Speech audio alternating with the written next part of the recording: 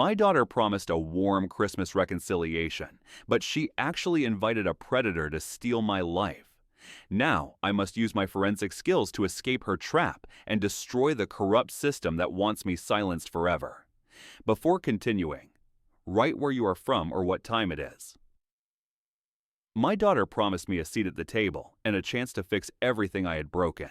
I walked into that house carrying a bottle of $45 Chateauneuf de Pape and a heart full of stupid, fragile hope.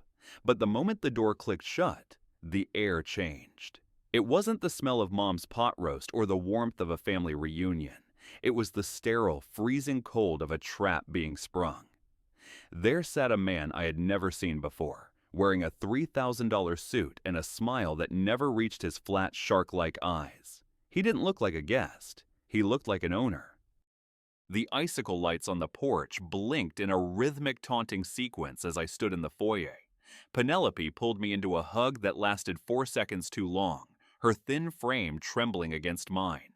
I could feel the sharp edges of her shoulder blades through her silk dress. She had lost weight, the kind of weight you lose when you are trading sleep for secrets. Trevor emerged from the kitchen, wiping his hands on an apron that looked brand new. The price sticker was still on the prime rib sitting on the counter. "Joe, you made it," Trevor said, his voice booming with a forced, aggressive cheer. "Let me take that jacket."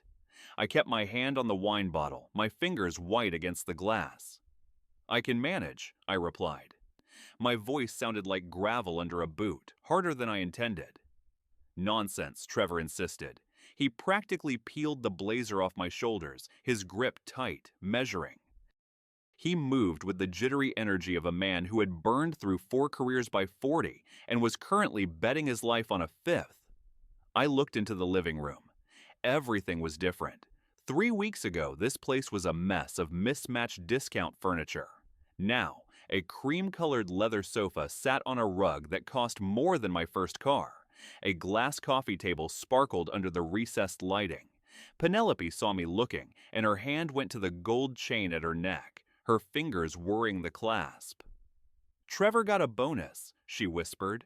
"We decided to invest in the house." "Rental houses don't appreciate that way, Penny," I said. Trevor's smile tightened until it looked like a scar.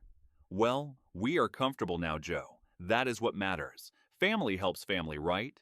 We moved to the dining room. The table was set with fine china and crystal holders that made the candlelight dance across the walls. My grandson, Kieran, was slumped in his chair, his eyes glued to a phone screen. He looked up for half a second, gave a grunt that might have been a hello, and went back to his digital world. "Kieran, put the phone away," Penelope said. Her voice had a brittle, plastic quality to it. "Grandpa is here." The boy sighed as if we had asked for a kidney donation, but he slid the phone into his lap. He didn't turn it off. I saw the glow reflecting in his eyes. Penelope filled my glass with the wine I brought, pouring it nearly to the rim. Trevor started talking about the Buccaneers, throwing out stats he clearly got from a fantasy football forum run by middle schoolers. He mentioned a Baker Mayfield interception in the 3rd quarter of the Sunday game. "That was the defense, Trevor," I corrected him, cutting into the prime rib. It was perfectly cooked, yet it tasted like ash. "Baker has 28 touchdowns this year." Right, Trevor said, his fork pausing halfway to his mouth.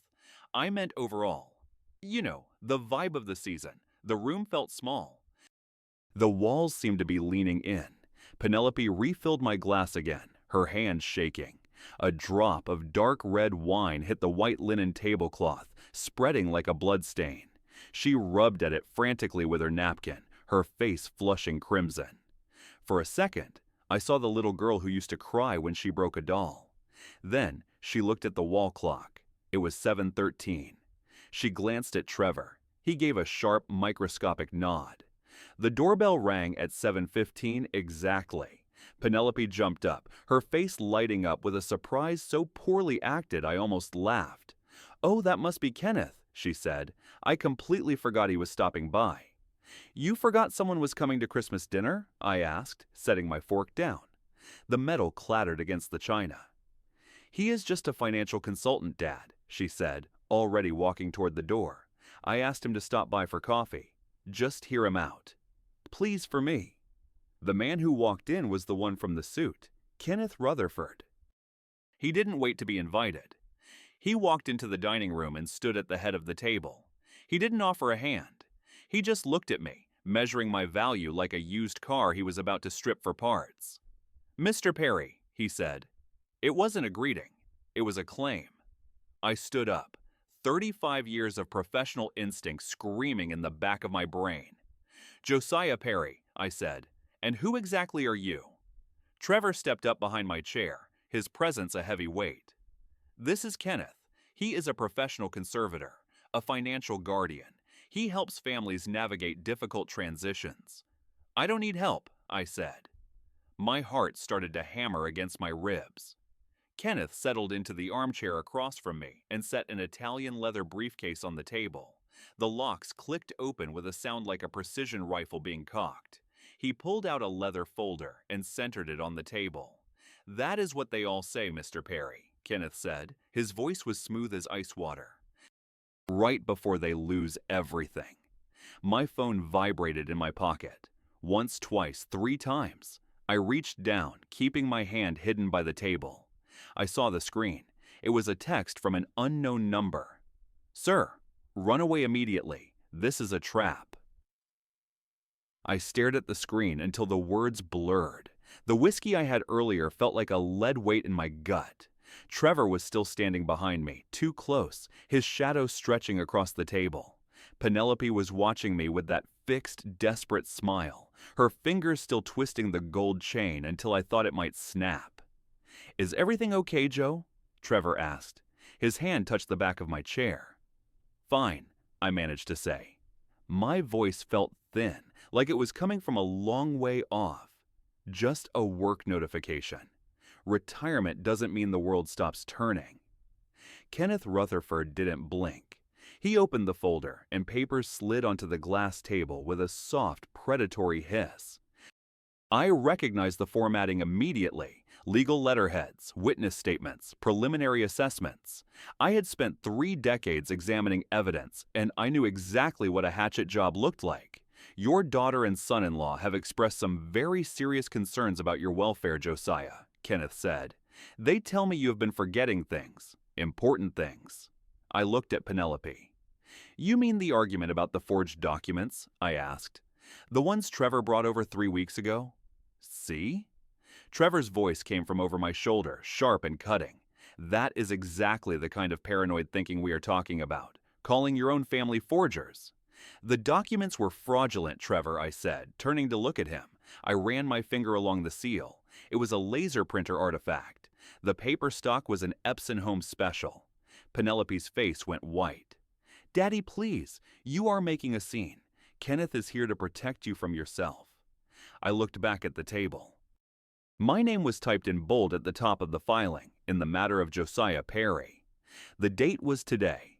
They hadn't just invited me to dinner. They had already started the clock on my life. "I am 68 years old," I said, standing up so fast the chair scraped against the hardwood. "I am not incompetent, and I am certainly not a ward of the state. This dinner is over." Kenneth didn't move. He remained seated, calm as a man watching a movie. "No one is declaring anything yet, Mr. Perry. This is just a conversation. But your behavior tonight, the shaking hands, the outbursts, it all goes into the report." I grabbed my coat from the rack by the door. My fingers fumbled with the buttons. I missed the first one, then the second. My coordination was failing me, fueled by the adrenaline and the sheer crushing betrayal of my own blood. I could feel Trevor moving toward me, blocking the path to the door. "Maybe you should sit down, Joe," Trevor said. "You don't look well. We can call a doctor." "Move, Trevor," I said. I felt my voice crack, and I hated the sound of it. It sounded like age. It sounded like weakness. He stepped aside, but only just enough. I pushed past him, the cool air of the December night hitting my face like a slap. Behind me, I heard Kenneth's voice, smooth and effortless. "Drive safely, Mr. Perry. We will be in touch." I got into my car and locked the doors. My hands were shaking so hard I dropped the keys twice. I looked in the rearview mirror and saw a black Mercedes SUV pull out of the driveway behind me. Kenneth. He wasn't following me, though. He turned the other way, disappearing into the suburban dark. I pulled over at the first stop sign and looked at the text message again. Run away immediately. I hit the reply button. Who is this? A notification popped up a second later, a voicemail from Marcus Holland, my attorney. I pressed play. Joe, it's Marcus. Penelope called me yesterday, said you were having some episodes. Give me a call, buddy. Let's catch up. My stomach dropped. They had even reached Marcus. They were poisoning the well before I even knew I was thirsty. They had been planning this for weeks, setting the stage so that when I called for help, my own friends would already be looking for signs of my decline. I drove home in a daze, the Christmas lights on the neighboring houses blurring into streaks of red and green. I walked into my dark house and didn't turn on the lights. I navigated by memory to my office and sat at the desk. The blue light of the laptop felt like a needle in my eye. I typed Kenneth Rutherford into the search bar. The results flooded the screen. Tampa Bay Times, 8 months ago. Controversial guardian accused of elder abuse. Families seek justice. I scrolled down, my heart sinking further with every paragraph. 12 current wards, 4 suspicious deaths in care facilities, millions of dollars in administrative fees. Kenneth Rutherford was a predator who used the law as a snare. He didn't just take your money, he took your personhood. He moved his wards into facilities, blocked their family from visiting, and drained their bank accounts until there was nothing left but a funeral bill. My phone buzzed again. A call from an unknown number. I answered it this time. Mr. Perry. A woman's voice, hushed and urgent. Who is this? I asked. My name is Paloma Torres. I clean the house next to your daughter. I heard them talking, Mr. Perry. I heard them yesterday through the walls. What did you hear? I grabbed a pen and a legal pad. The man, Trevor. He said Friday morning at 9 is the filing. Kenneth told him you would never see it coming. He said Judge Graham always approves his petitions. By the time you get a lawyer, it will be too late. 9 o'clock Friday morning, I whispered, writing it down. That was less than 36 hours away. I saw the papers on the table, Paloma continued. I was dusting. They don't see me. Housekeepers are invisible to people like them. But I saw the petition number. I saw your name. Why are you telling me this? I asked. My mother in Guadalajara, Paloma said, her voice breaking. My uncle did this to her. He put her in a home and took the farm. She died alone because no one warned her. I cannot let it happen to you. We hung up, and the silence of my house felt like a tomb. I walked to the window and looked out at the Gulf. The water was black and endless. I was 68 years old, and my daughter had just signed my death warrant. I picked up the phone and dialed my son Toby in San Francisco. It was 3 hours earlier there. He answered on the second ring. Dad, is everything okay? You sound different. Toby, I said, staring at my reflection in the dark glass. I need you to listen very carefully. Your sister and Trevor are trying to steal my life. Toby didn't say anything for a long time. The silence stretched across the 3,000 miles between us, heavy with the weight of things we never talked about. I could hear the city noise in the background of his apartment, the hum of a life that was far away from the humidity and betrayal of Florida. Dad, what are you talking about? Toby finally asked. His voice was careful, the way you talk to someone standing on a ledge. I told him about the dinner. I told him about Kenneth Rutherford and the papers on the table. I told him about Paloma and the 9 o'clock filing on Friday. I told him everything, my words tumbling out in a rush, desperate to prove I wasn't the crazy old man Penelope was trying to paint me as. She wouldn't do that, Toby said. He sounded like he was trying to convince himself. She is your daughter. She is Trevor's wife, I snapped. And Trevor owes people money, Toby. I saw his face when I called out those forged documents. He isn't just greedy, he is drowning, and they are using me as a life raft. Toby exhaled. I'm booking a flight. I'll be there by tomorrow night. No, I said. If you show up now, they will know I'm onto them. They will move faster. I need to handle this quietly. I need to see what they have already done. Promise me you'll be careful, Toby said. Don't confront them again. Just stay out of sight. I hung up and looked at my office. 200 pieces of carefully curated history sat in my display cases, pens from the turn of the century, gold nibs that had signed treaties and love letters. I had spent my life protecting the truth of the written word. Now, the truth of my own life was being rewritten by a man who saw me as nothing more than a series of account balances. I didn't sleep. I spent the night going through my own files. I looked for everything I had on Judge Theodore Graham. My memory clicked. 20 years ago, a real estate fraud case. A notary named Graham had certified a dozen fraudulent signatures. The case had been dismissed on a technicality, but I had kept my notes. I found the folder in the bottom of a cedar chest in the attic. The paper was yellowed, but the facts were still there. Graham had been dirty long before he put on the black robe. Thursday morning, the sun rose over the Gulf, bright and indifferent. I poured 4 fingers of whiskey into a glass at 9 in the morning, something I hadn't done since my retirement party. My hands were steady now. The panic had been replaced by a cold, hard purpose. The phone rang at 10. It was Marcus Holland. "Joe, I'm at the office. Why don't you come by? We can talk about what Penelope mentioned. She is just worried about you, buddy." I looked at the folder on my desk. Marcus was my friend. We had worked the Hernandez case together 15 years ago, but the voicemail yesterday had been too smooth. He was already leaning toward their side. "I'll be there at 11, Marcus," I said. His office was on the 12th floor of a glass building on Cleveland Street. It smelled of expensive leather and old money. Marcus came around his desk with his arms open, but I stayed stiff. I didn't want a hug. I wanted a witness. "How are the grandkids, Joe?" Marcus asked, gesturing to the chair. "Kieran is 14 and thinks I'm a fossil," I said, "and my daughter thinks I'm a ward of the state. Let's skip the small talk, Marcus. What did Penny tell you?" Marcus sighed and leaned back.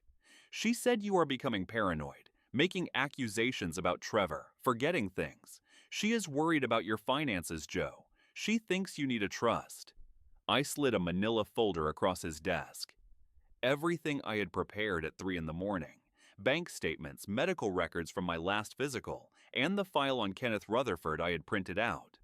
"I don't need a trust, Marcus. I need a lawyer who isn't talking to the people trying to rob me. Kenneth Rutherford is a professional predator. He has 12 wards right now, and 4 of them died in his care after he drained their estates. Penelope and Trevor invited him to dinner last night to serve me." Marcus flipped through the pages, his face turning a shade of gray that matched his suit. "Joe, I didn't know about Rutherford. I just thought—" "You thought I was getting old. I finished for him. We all are, Marcus, but I'm still sharp enough to know when I'm being hunted. They are filing for emergency guardianship tomorrow morning at 9. Judge Graham's courtroom." Marcus froze. "Graham, you remember him, don't you? From the real estate fraud case 20 years ago? He was the notary who looked the other way." Marcus set the papers down. His phone buzzed on the desk. He looked at it, and for a split second I saw his eyes dart toward the door. "I'll file an emergency opposition," Marcus said. "We will stop this before it even starts. But I need you to leave all your financial records here. I need to build the case." I looked at him. Truly looked at him. I saw the way he was holding his pen, the tension in his jaw. He wasn't looking at me like a friend. He was looking at me like an opportunity. "I'll keep the records, Marcus," I said, pulling the folder back. "I just wanted to see if you were still on the right side of the law." "Joe." "Wait," Marcus said, standing up. "Don't be like this. I'm trying to help you." I walked out of the office and into the elevator. I didn't go home. I drove to a restaurant on St. Armand's Circle, a place where the wealthy and the powerful like to hide in plain sight. I sat in my car and waited. At 1 o'clock, a familiar black Mercedes SUV pulled into the parking lot. Kenneth Rutherford stepped out. 5 minutes later, Marcus Holland pulled in right next to him. I watched through the windshield as they met at the entrance. They didn't shake hands. They just walked inside together, laughing like old friends sharing a secret. My heart felt like it was being squeezed by a cold hand. Marcus wasn't just compromised. He was part of the deal. He had probably been promised a cut of the administrative fees, 30 pieces of silver to sell out 30 years of friendship. I put the car in gear and drove away. I was alone.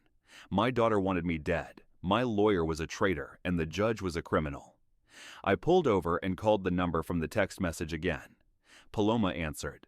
"Mr. Perry, are you okay?" "Paloma," I said, "I need to meet you, and I need to know everything you saw in that house." I met her behind a grocery store 10 minutes later. She looked nervous, her eyes darting to every passing car. She handed me a small stack of papers she had taken from Penelope's office. "I found these in the trash," she whispered. "They are contracts." I looked at the first page.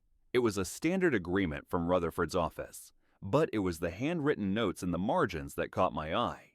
Trevor's handwriting. 30% to us after Joe is placed, 70% to KR.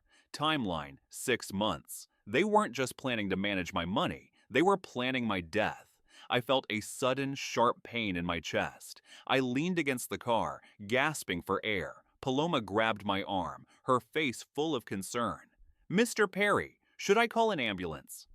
"No," I hissed, clutching the papers. "Do not call anyone. I just need a minute." I looked at the papers again. 6 months. They expected me to be gone in 6 months. I didn't go home. I knew they would be watching the house. I drove to a cheap motel on the outskirts of town and checked in under a fake name. I sat on the edge of the bed in the flickering light of the neon sign outside. My phone buzzed. A text from Penelope. "Daddy, I'm so sorry about dinner. We just love you so much. Can we come over tomorrow and talk? Just us?" I didn't reply. I deleted the message and looked at the clock. It was 8 p.m., 13 hours until the filing. There was a knock on the motel door. I froze, my hand going to the heavy glass ashtray on the nightstand. "Dad." "It's Toby. Open up." I opened the door and my son practically fell inside. He looked like he had run a marathon. He was carrying a laptop bag and a look of pure, unadulterated fury. "I found your car at the grocery store," Toby said. "Paloma was still there. She told me where you went." "Toby, Don't," he said, held up a hand. "I saw the papers, Dad. I saw the contract. I'm not letting them touch you." "But how do we stop a judge?" I asked. "We don't just stop him," Toby said, opening his laptop. "We burn the whole thing down." Toby sat at the small laminate table in the motel room, his fingers flying across the keyboard. The glow from the screen carved deep shadows into his face, making him look older, more like me. He had his mother's worry gene, but he had my stubbornness. "I've been digging into Kenneth Rutherford's digital footprint since I was on the plane," Toby said without looking up. "He's careful, but he's arrogant. He uses a private server for his ward management. He thinks it's secure because it's encrypted." "Can you get into it?" I asked, pacing the small room. My knees were aching, a reminder that I was 68 no matter how sharp my mind felt. "I don't need to get into the whole thing," Toby replied. "I just need to find the connection between him and Judge Graham. If there is a money trail, it's there. People like Rutherford don't pay in cash. They pay in favors and offshore transfers." We worked through the night. I went through the yellowed files from 20 years ago, dictating names and companies to Toby. He cross-referenced them with current records. It was a slow, agonizing process. The clock on the wall ticked with a deafening rhythm. 2 a.m., 3 a.m. Then Toby stopped. His hands hovered over the keys. "Got it," he whispered. "What?" I leaned over his shoulder. "Rutherford has a shell company called Clearwater Consulting. Every month for the last 3 years, that company has made a payment to an educational trust in the name of Theodore Graham III. "The judge's son," I said. "Exactly. It's tuition for a private medical school in the Caribbean. $40,000 a semester. It's a bribe, Dad. It's a direct documented bribe disguised as a gift." "It's not enough to stop the filing at 9, I said, looking at my watch. "It's 4:30. We have 4.5 hours. "We don't just go to the court," Toby said. "We go to the press." He pulled up a contact on his screen. Patricia Kowalski. She was an investigative reporter for the Tampa Bay Times who had written the initial piece on Rutherford. "I emailed her an hour ago," Toby said. "She's meeting us at a diner 5 minutes from here. Now." The diner was nearly empty, the smell of burnt coffee and floor cleaner hanging in the air. Patricia was waiting in a corner booth, her laptop already open. She looked like she hadn't slept in a week. "Mr. Perry, Toby," she said, gesturing for us to sit. I've been waiting for a break like this. I knew Rutherford was dirty, but I couldn't prove the judicial connection. This trust fund for Graham's son? This is the smoking gun. Can you get it published? I asked. Not by 9 a.m., she said, but I can make sure the right people are in that courtroom. I can alert the state attorney's office and the Judicial Qualifications Commission. If we walk in there with this, Graham won't dare sign that order. He'll be too busy trying to save his own skin. We left the diner as the sun began to bleed over the horizon. I went back to the motel to change into my best suit. I wanted to look like the man I was, a professional, a father, a citizen, not a victim. At 8:45, we pulled into the parking lot of the Pinellas County Courthouse. The building was a monolith of concrete and glass, a place where lives were changed with the stroke of a pen. I saw them as we walked toward the entrance. Penelope and Trevor. They were standing by the fountain talking to Kenneth Rutherford. Penelope was wearing a navy dress, the one she thought made her look professional. Trevor was in his Wall Street suit, checking his watch every 10 seconds. They didn't see me until I was 10 feet away. Penelope's face went through a dozen emotions in a second: shock, guilt, and then finally, that practiced mask of concern. "Daddy," she cried, moving toward me, "where have you been? We were so worried. We went to the house and you weren't there. I stayed where I was." "I've been preparing my defense, Penelope." Trevor stepped forward, his eyes darting to Toby. "Toby, what are you doing here? This is a family matter." "It is," Toby said, his voice cold and steady. "And I'm here to make sure my family stays free." Kenneth Rutherford stepped between us, his expression unreadable. "Mr. Perry, this is highly irregular. You are scheduled for a hearing. You should be inside with your counsel." "My counsel is currently at breakfast with you, Kenneth," I said. "Or did you forget our little meeting at St. Armand's yesterday?" Rutherford's eyes narrowed. "I don't know what you're talking about." We walked into the courtroom. It was a small wood-paneled room that felt like a trap. Judge Graham was already on the bench, his face a mask of stern authority.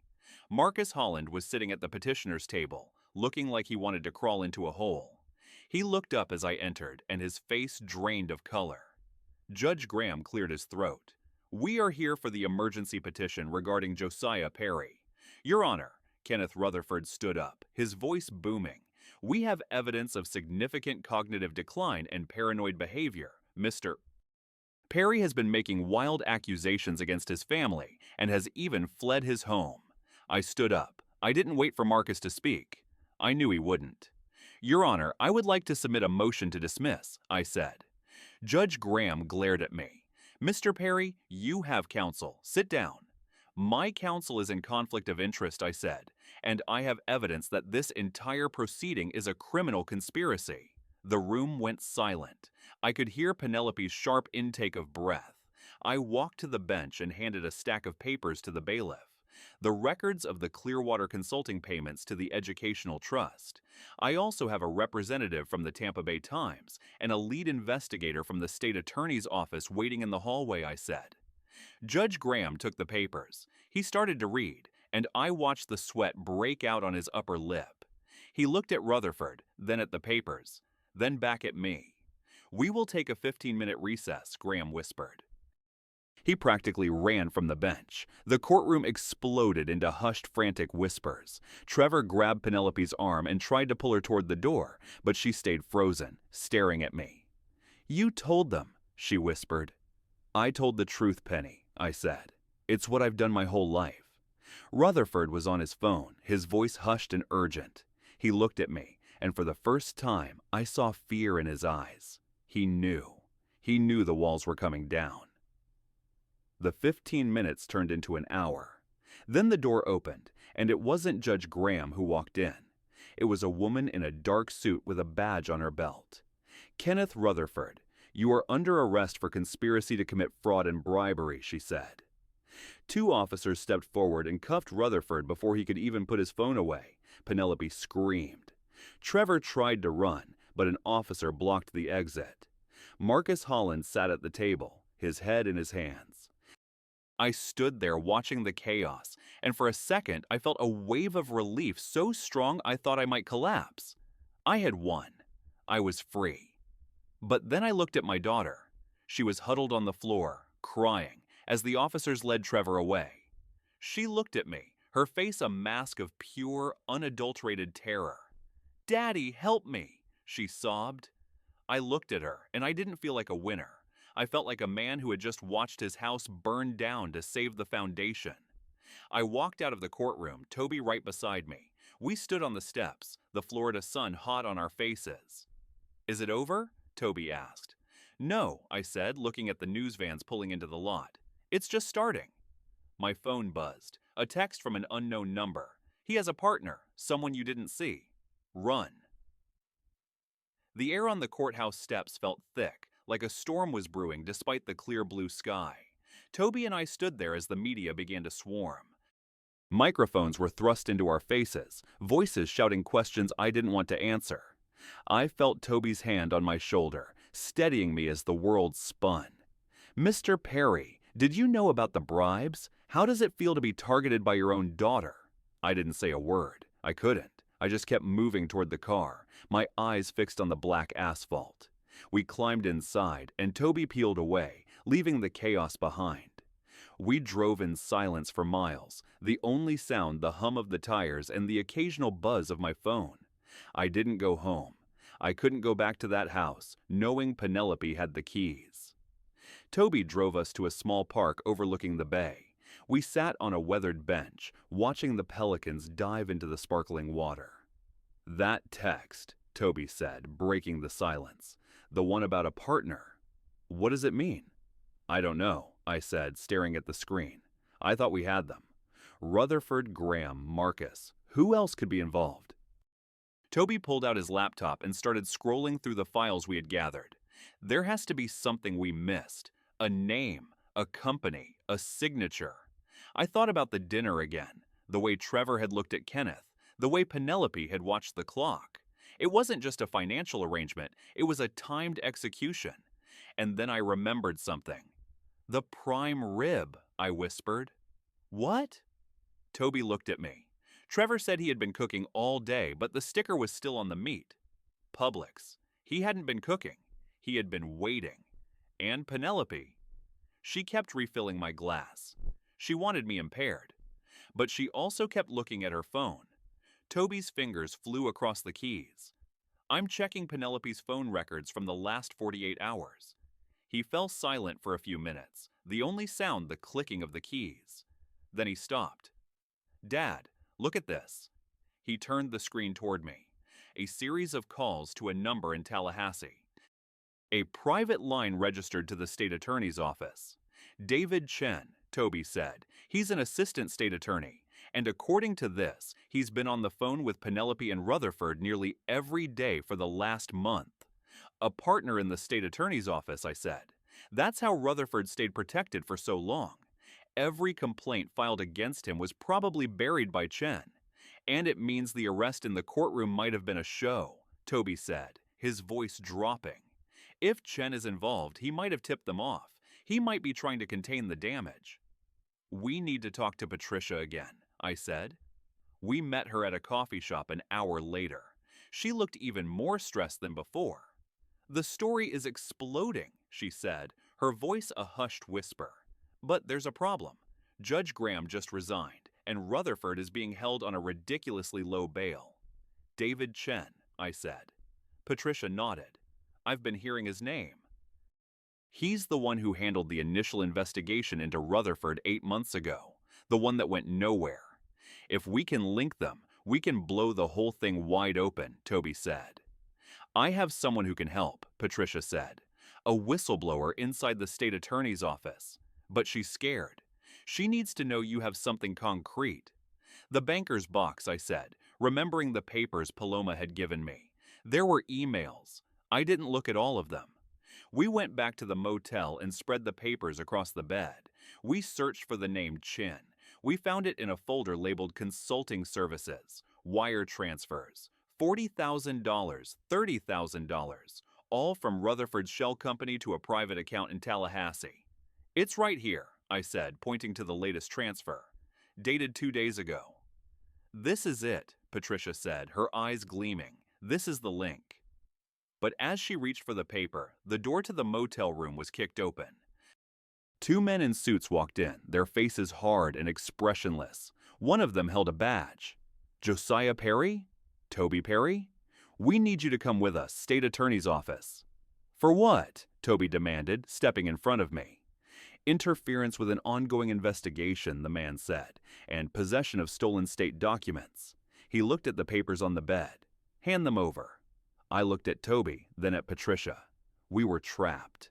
The partner wasn't just hiding. He was coming for us. I reached for the papers, but instead of handing them over, I slid them into the laptop bag Toby was holding. Run, Toby, I shouted. The men lunged forward, but Toby was faster. He grabbed the bag and bolted through the open door, disappearing into the parking lot. The men turned on me. One of them grabbed my arm, twisting it painfully behind my back. Where is he going? The man hissed. I didn't say a word. I just looked at the clock on the wall. 9 p.m. The first part of my life was over. The second part was a race for survival. As they dragged me toward a waiting car, I saw a flash of light in the distance. A camera. Patricia. She hadn't run. She was filming. The man shoved me into the back seat and slammed the door. As the car sped away, I saw my reflection in the window. I looked old. I looked tired. But I wasn't done, because I knew something they didn't. Toby wasn't just running. He was heading for the one place they wouldn't expect. Penelope's house. He was going to find the rest of the proof, and I was going to make sure they never saw him coming. The back of the state-issued sedan smelled like stale cigarettes and ozone. I sat between the two men, my ribs aching where they had shoved me against the door frame. They hadn't used sirens. They didn't want attention. They wanted a quiet disappearance. I watched the streetlights of Clearwater flicker past, each one a second of my life ticking away. You think you are clever, Josiah, the man on my right said. He was thick-necked with a voice like sandpaper. You think because you caught a few forgers that you understand how the world actually works. I know how signatures work, I said, staring straight ahead. And I know yours isn't on any legal arrest warrant. He laughed, a dry, hollow sound. We are the warrant. The car turned onto a gravel road leading toward the industrial docks. This wasn't the state attorney's office. This was a place where people were brought to be convinced. My phone was gone, snatched the moment they grabbed me, but my mind was racing through the files Toby had decrypted. David Chen wasn't just a partner. He was the architect. The car jerked to a stop in front of a corrugated metal warehouse. The salt air was thick here, heavy with the scent of rotting fish and diesel. They pulled me out, my feet stumbling on the loose stones. Inside, the space was vast and echoing, lit by a single hanging bulb over a metal desk. Sitting at that desk was a man who looked like he belonged in a courtroom, not a warehouse. David Chen was younger than I expected, with sharp features and hair so perfectly gelled it looked like plastic. He was flipping through the very papers I had tried to protect. Mr. Perry, Chen said, not looking up. You have caused a great deal of trouble for a man who is supposed to be in cognitive decline. I'm 68, Chen. Not dead, I replied. He finally looked at me. His eyes were cold, professional. You should have taken the deal. You would have been comfortable. A nice facility in Sarasota. Managed care. Instead, you decided to play detective. I saw the contract, Chen. 30% to my daughter, 70% to Rutherford, and a monthly kickback to you for bearing the complaints. How many people have you done this to? Chen stood up, walking toward me. The men behind me tightened their grip on my arms. The number doesn't matter. What matters is the inventory. You have 35 years of documentation, Josiah. You have notes on judges, on lawyers, on cases that people want forgotten. Where is the rest of it? It's in a place you'll never find, I lied. My heart was thundering, but I kept my face like stone. Chen sighed. See, this is the problem with experts. They think they are the only ones who know the secrets. He pulled a phone from his pocket and hit a button. The screen flickered to life. It was a live feed of my daughter's living room. Penelope was sitting on that cream-colored sofa, her face buried in her hands. Beside her stood two more men, identical to the ones who had grabbed me. Your son is on his way there, isn't he? Chen asked. He thinks he's going to find a smoking gun in your daughter's safe. But all he's going to find is a reason for us to charge him with breaking and entering, or worse. Leave them out of this, I hissed, lunging forward. The men pulled me back, my shoulder joint screaming in protest. I can't do that, Chen said. Penelope is a liability now. She's weak. She's already talking to that reporter. But if Toby shows up, well, accidents happen during home invasions. I looked at the screen. Penelope looked up, her eyes red and swollen. She looked like the child who had broken Mom's favorite mug, terrified of the world she had built for herself. I realized then that she wasn't just a traitor. She was a victim of her own greed, caught in a machine that was far more efficient than she could ever be. "What do you want?" I asked, my voice breaking. "The location of your private archives," Chen said. "An signed confession stating that you fabricated the evidence against Judge Graham and Kenneth Rutherford due to your diagnosed dementia." I stared at him. If I signed that, Rutherford would be out by morning. Graham would be back on the bench. And I would be locked in a ward for the rest of my life, effectively silenced. "You have 10 minutes, Josiah," Chen said, checking his watch, "before I call the men at your daughter's house and tell them to defend the property." He walked away, leaving me under the light. The silence of the warehouse was deafening. I looked at the hanging bulb, my mind searching for a way out.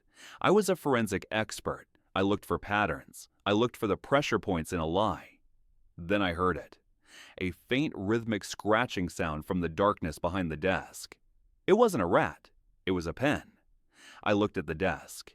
There, lying next to Chen's laptop, was my Mont Blanc 1924. One of the men must have taken it from my pocket. It was a beautiful instrument, balanced and precise. Chen returned, holding a single sheet of paper and a cheap ballpoint pen. "Sign it, Josiah. Save your son." I looked at the paper. Then I looked at my Mont Blanc. "I'll sign," I said, "but I'm not using that piece of plastic." "I use my own pen." Chen smirked. "Sentimentality. Fine." He picked up the Mont Blanc and handed it to me. I gripped the pen. The weight was familiar. The gold nib gleamed under the light. I moved toward the paper, my hand shaking, not with age, but with purpose.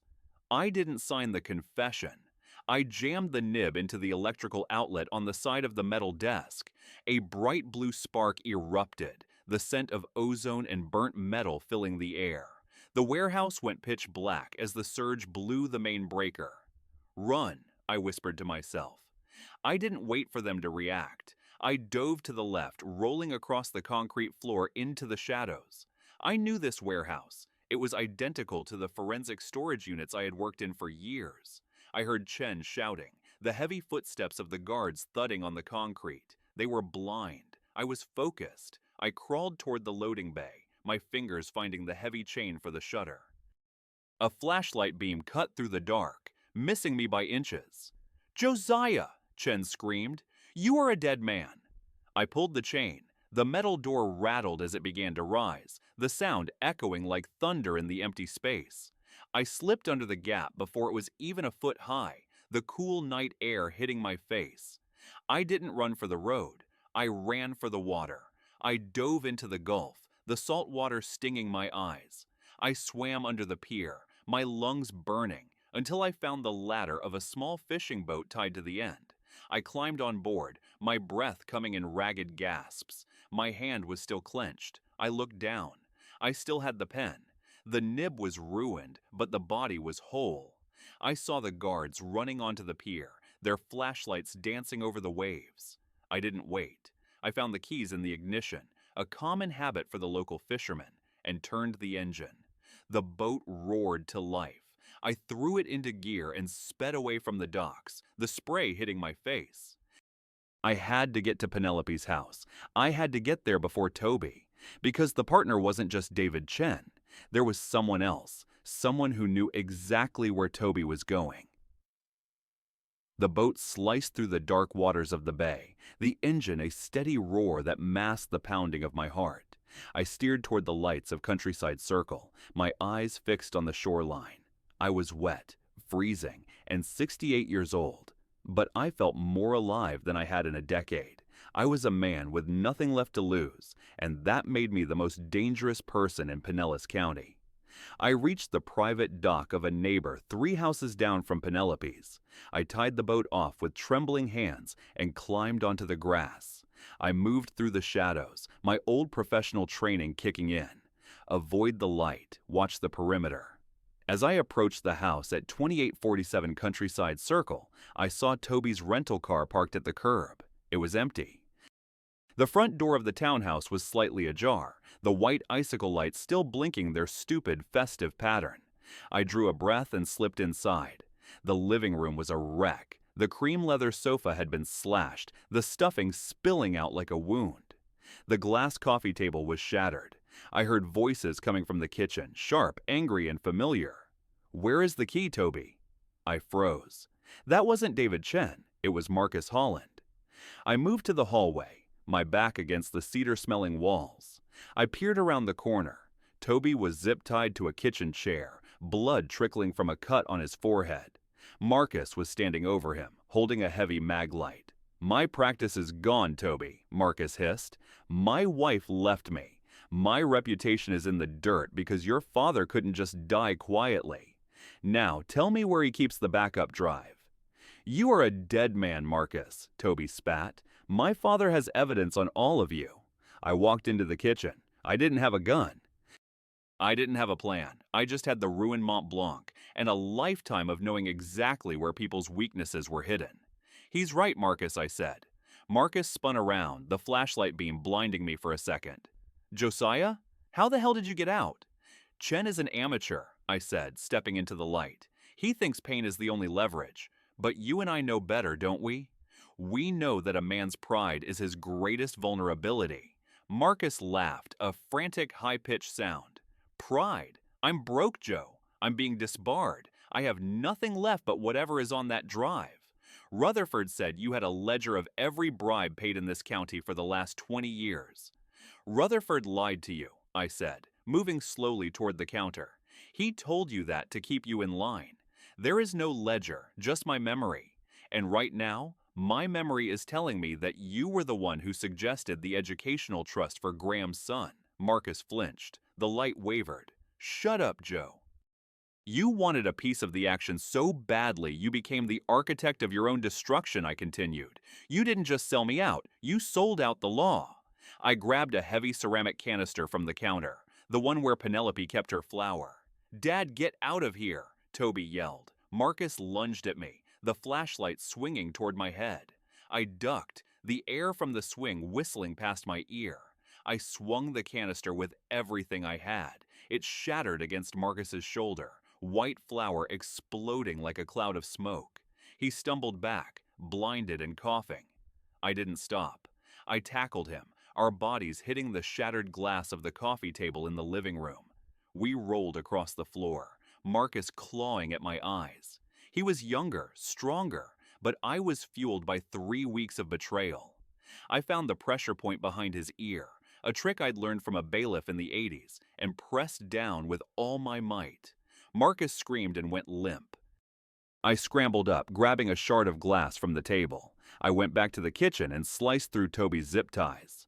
"Are you okay?" I gasped, pulling him to his feet.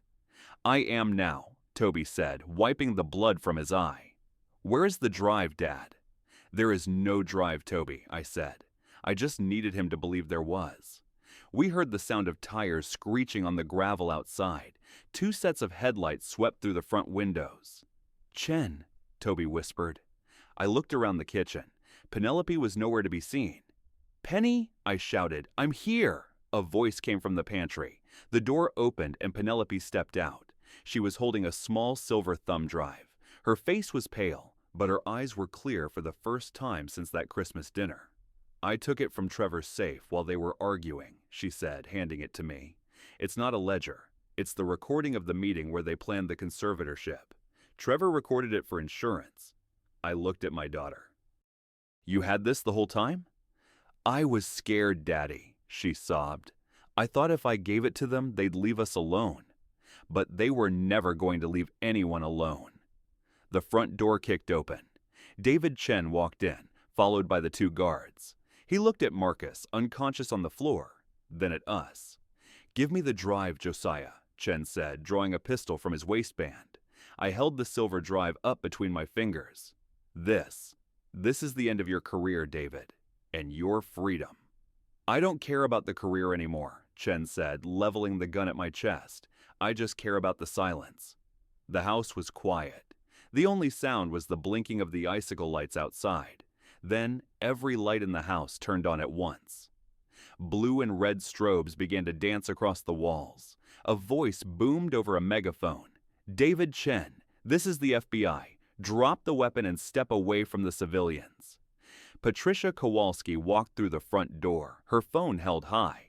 She wasn't alone. Behind her were 4 men in tactical gear, their rifles trained on Chen. I told you, Chen, Patricia said, a grim smile on her face. Investigative journalists have friends in high places too. Chen dropped the gun. He knew it was over. The partner, the architect, the predator. He was just another man in a suit now, waiting for the handcuffs to click. I looked at Toby. I looked at Penelope. The story was over. But the consequences were just beginning. The aftermath of the Countryside Circle siege, as the local news called it, was a whirlwind of flashes, sirens, and cold coffee in windowless rooms. The FBI didn't play favorites. They took David Chen, Marcus Holland, and the guards in one sweep. They took Trevor from his dealership an hour later, and they took the silver thumb drive. I sat on my terrace 2 days later, the February sun warming my face. Toby was inside, packing his bags for San Francisco. He had stayed to make sure the depositions were signed and the locks on my house were changed. The Perry Protection Act was being fast-tracked through the state legislature. Patricia's story had turned into a national scandal, exposing a network of corruption that reached far beyond Pinellas County. 12 wards were being released from Rutherford's care, their lives being handed back to them piece by piece. A car pulled into my driveway. I didn't recognize it, a modest older Honda. Penelope got out. She walked toward the terrace, her steps slow and hesitant. She wasn't wearing the navy dress or the gold chain. She looked like a woman who had lost everything, including her pride. "Daddy?" she called out from the bottom of the steps. I didn't stand up. I just looked at the gulf. "I'm listening," I said. "I'm so sorry," she whispered, her voice breaking. "I know that doesn't fix it. I know I almost killed you."